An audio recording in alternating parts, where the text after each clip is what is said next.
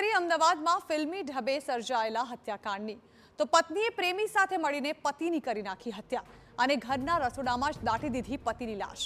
ફિલ્મી સ્ટોરીને ટક્કર મારે તેવી ઘટના છે અમદાવાદના ફતેવાડીની, જ્યાં 1 વર્ષ અગાઉ પતિના ગુમ થવાના કેસમાં ક્રાઇમ બ્રાન્ચને મળી છે મોટી સફળતા અને તપાસમાં થયો છે હત્યાકાંડનો પર્દાફાશ। પોલીસે શંકાના આધારે તપાસ કરતા પતિનો રસોડામાં દાટી દેવાયેલા મૃતદેહનું કંકાલ મળી આવ્યું છે।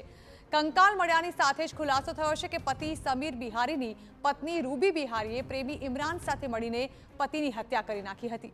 1 વર્ષ અગાઉ પત્ની અને પ્રેમીએ પતિની હત્યા કરી અને ત્યારબાદ લાશને પોતાના જ ઘરના રસોડામાં ખાડો ખોદીને દાટી દીધી। પાડોશીઓનો દાવો છે કે હત્યારી પત્નીએ પોતાનો પતિ દુબઈ ગયો હોવાનું જણાવીને મામલો છુપાવ્યો હતો।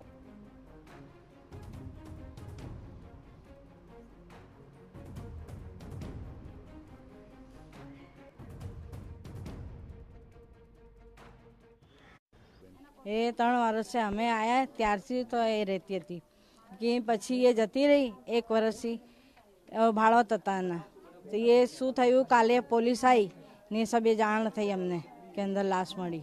कुछ ही कोई सी बातचीत करती नहीं थी, आती जाती खाली इतनी बोल चाल कभी निकले तो क्या છે कोई बात नहीं। ये भाई कड़िया काम करता था। गुम हुआ ही नहीं, रिक्शा यहीं पड़ी थी। रिक्शा ये मजूर को ले जाता लाता था, लेकिन ये गुम था ये भी नहीं खबर। પણ આ બધું જે થયું એ અમને કાલે ખબર પડી અને એ પહેલા એ બૈરી શું કહેતી હતી કે આનો હસબન્ડ છે દુબઈ ગયો છે કમાવા એ બધું કરતી હતી, પણ આ લોકોને અંદર શું ચાલતું કોઈને ખબર નહીં। પણ આ કાંડ કર્યા પછી છે ને કંઈક એવું થયું હશે કે 1 વર્ષ પહેલાં કંઈક કર્યું છે તો એ લોકોએ 1 વર્ષ પછી પકડાયા અને એ 1 વર્ષથી અહીંથી બીજે ભાડે રહેવા જતી રહી હતી અને પોતાનું મકાન ભાડે આપી ગઈ હતી। પણ આ બધું કાલે થયું તો ખબર પડી કે આને આ કાંડ કર્યું છે એ રીતે એના માટે જતી રહી હતી અહીંથી બીજે રહેવા। તો હત્યાકાંડના પુરાવાનો પણ પ્રેમી અને પત્નીએ ભેગા મળીને નાશ કર્યો હતો અને લાશની ગંધ ન આવે તે માટે રસોડામાં સિમેન્ટનું ચણતર કરીને પુરાવાનો નાશ કરાયો હતો। હત્યાને અંજામ આપ્યા બાદ પત્નીએ પોતાના પતિ ગુમ થયા હોવાની ફરિયાદ નોંધાવી હતી અને પોલીસને ગેરમાર્ગે દોરી હતી। તો પોલીસે પણ ગુમની ફરિયાદ નોંધીને તપાસ કરી પરંતુ સફળતા ન મળી।